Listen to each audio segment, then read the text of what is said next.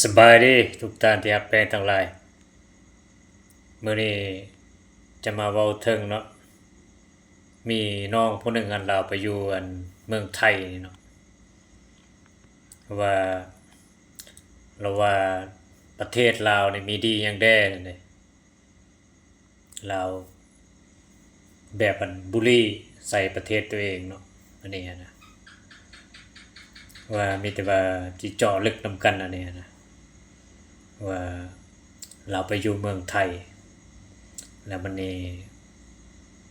ชีวิตการเป็นอยู่ยังดีขึ้นหลายเนาะถือว่าไปอยู่พุ่นมีเงินมีคำเป็นหยังมาสร้างฐานะตัวเองก็ได้ดีซั่นซะเขาจะเว้าไปนะแล้วเราลงไหลในประเทศไทยนี่นะอันนี้เว้าแบบภาพรวมเนาะอันนี้นะถ้าว่าไปอยู่ประเทศเขาหาเงินอันนี้นั่นได้ดีก็ดีใจนำมันนั่นเนาะแม่นบ่อันที่ว่ามาเปรียบเทียบกันเนี่ยมันก็บ่อยากคักปานใดอะนะมีแต่เก็บไว้ในใจที่ว่าสมมุติว่าเฮาไปหาเงินอยู่ไทยเนาะสมมุติว่ามันมีดีหลายอย่างอิหยังก็มีแต่ว่าเฮาเก็บไว้อยู่ในใจซะเนาะว่ามันดีหยังแดคือตัวอย่างว่าประเทศลาวนี่มีดีหยังแดเพราะว่าประเทศไทยนี่มีดีหยังแดนะเฮาเก็บไว้อยู่ในใจบ่ต้องเว้าออกเนาะนะบ่ว่าแต่ว่าประเทศใดนี่มันก็มีข้อดีข้อเสียเพราะฉะนั้นล่ะถ้าว่าตัวเองนี่ไปหาเงินอยู่ไทยเนาะไปหาเงินอยู่ไทยนี่ถ้าว่าได้ดีแล้วบ้านเมืองเขาเป็นที่ว่าประเทศที่ว่าเจริญหลายด้านซั่นซะเนาะอันที่เว้าไปนะเพราะว่าอันใดดีมันหยังมันก็เก็บกำเอาเนาะแต่ว่าเฮ็ดให้ชีวิตการเป็นอยู่ดีขึ้นมีรายรับมั่นคงว่าอิหยังนั่นน่ะมันก็ดีอะนะความหมายนะมาเลี้ยงครอบครัวหรือว่าพ่อแม่พี่น้องหยังก็แล้วแต่เนาะนี่ข้อยก็ดีใจนำหรือว่าเราไปหาเงินอยู่ไทยเนาะหาเงินได้ดีมีหยังเราก็ดีใจนำแต่ว่าสิ่งที่ว่าเราเว้านะแม่นอยู่แต่ว่าเราเว้าก็ถูกอยู่แต่ว่าบ่ควรจะเว้าออกมาเรื่องแบบนั้นน่ะนะเก็บไว้ในใจจะดีกว่านะเพราะว่าคือตัวอย่างว่าไปหาเงินอยู่ไทยเนาะว่ารายรับสูงหยังรายดีแล้วก็ดีใจนำอะนะความหมายนะก็ถ้าว่าคนนั้นที่ว่ารักประเทศชาติตัวเองบ้านเกิดเมืองนอนเนาะถิ่นกำเนิดตัวเองนะว่าตัวเองไปอยู่ต่างประเทศหรือว่าหาเงินอยู่ไทยได้ดีหยังได้ดีเขาก็เอามานำใช้อยู่ประเทศเราก็ได้ที่ว่าสิ่งใดที่ว่ามันดีอะนะหรือว่าหาเงินได้หลายเนาะมาส่งเสริมมันพ่อแม่ตัวเองหรือว่าเครือญาติตัวเองมาลงทุนเฮ็ดธุรกิจอันนี้นั่นก็ดีอันนี้นะสมมุติว่าตัวเองไปหาเงินอยู่หั่นเนาะมีเงินหลายสร้างฐานะตัวเองได้หลาย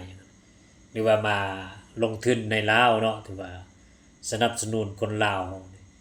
ให้มีเวียกเฮ็ดงานทำแล้วก็เป็นเจ้าของธุรกิจมีหยังแบบนี้อาจจะดีกว่าที่ว่าจะมาบุลลีหรือว่าเว้าแบบประจานแบบประเทศตัวเองอะนะเพราะว่าความหมายว่าประเทศลาวเนี่ยกันสิเว้าไปมันมีดีหยังใดอันนี้มันเปรียบเทียบกันบ่ได้อันนี้หั้นนะเนาะว่ามันเป็นสิ่งที่ว่าอยู่ในใจอันนี้นะเฮาบ่ควรเว้าออกมามันเป็นรูปธรรมอันนี้นะว่าอยู่ประเทศไทยเนี่ยอันใดดีอันใดเจริญเฮาก็copy เอาเนาะเอาเป็นแบบอย่างอะนะเพราะว่าเอามานำใช้อยู่ในประเทศลาวหรือว่าอันใดดีหยังเราก็เก็บกำเอานะมาขยายอยู่ในประเทศตัวเองเนาะให้มันดีขึ้นซั่นซะอันใดดีอันใดงามมันหยังอะนะอันนี้นะสำหรับข้อยนี่มักจั่งซั้นเดะ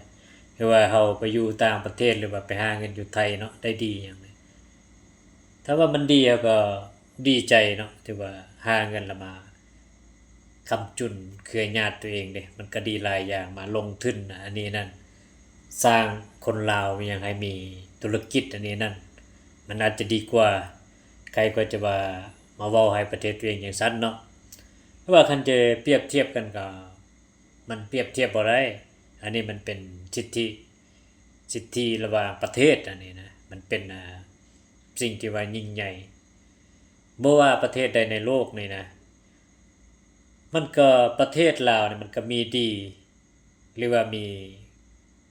ข้อด้อยหรือว่าประเทศไทยก็มีข้อดีแล้วก็ข้อด้อยคือกันมันบ่มีดอกประเทศใดที่ว่าจะสมบูรณ์แบบทุกๆด้านไปเลยมันเป็นไปบ่ได้เป็นไปได้ยากเพราะฉะนั้นล่ะเรื่องอันที่ว่าจะมาเปรียบเทียบกันเนี่ยมันก็บ่อยากสมควรปานใดเนาะอันนี้นะแต่ว่าคันสิเว้าไปอยู่ในประเทศลาวเนี่ยมันก็มีดีแตกต่างกันไปคือตัวอย่างว่าประเทศไทยเนี่ยมันก็มีดีแล้วก็มีสิ่งที่ว่าบ่ดีแตกต่างกันไปนะอันนี้เป็นความจริงอันนี้นะเพราะฉะนั้นแล้วบ่แม่นที่ว่าสิ่งที่ว่าจะมาเปรียบเทียบกันเนาะก็คือตัวอย่างว่าลาวเนี่ยมันมีดีอย่างใดก็คือว่าเรื่องอันกินเบียร์นี่นะกินเบียร์นี่ก็ได้อันดับ1แล้วเด้นี่มันก็มีดีเลยเนาะหรือว่าสิ่งที่ว่ามึนเมาเนี่ยมันก็มีดีแล้วเด้นี่ก็ได้หรือว่าคันจะเว้าอีกอย่างหนึ่งประเทศลาวเนี่ยเป็นประเทศที่ว่ากำลังพัฒนาหรือว่ากำลังส่วนหลายก็เป็นคนที่ว่ากำลังที่ว่าจะสร้างประเทศชาติตัวเองให้มีความเจริญรุ่งเรืองเนาะหรือว่าจะเว้าอีกอย่างหนึ่งว่าประเทศลาวเนี่ยเป็นประเทศที่ว่าทุกข์ยากนี่อันนี้ก็มันเหนือแล้วเด้นี่อันคือตัวอย่างว่าไทยนี่มันเจริญแล้วนี่แล้วมันบ่มีคนทุกข์เลยอันนี้ก็เหนือแล้วเด้นี่อันเว้าง่ายๆนี่นะแล้วทางด้านวัฒนธรรมฮีตของประเพณีหยังบางสิ่งบางอย่างมันก็คล้ายๆคือกันเนาะแต่ว่ามันก็มีดีแล้วก็มีด้อย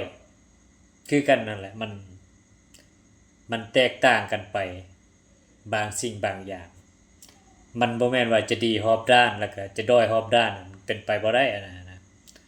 มันก็ต้องมีสิ่งที่ว่าดีกว่าแล้วก็สิ่งที่ว่าด้อยกว่ามันแตกต่างกันไปจังซั่นหั่นเนาะว่าไปอยู่เมืองไทยนะได้ดีอันนี้นั่นเฮาก็ดีใจนํเนาะแต่ว่าบ่ควรที่ว่า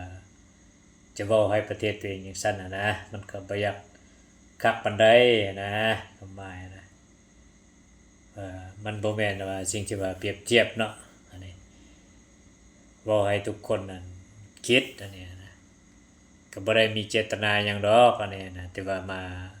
เจาะลึกนำกันอันนี้นะ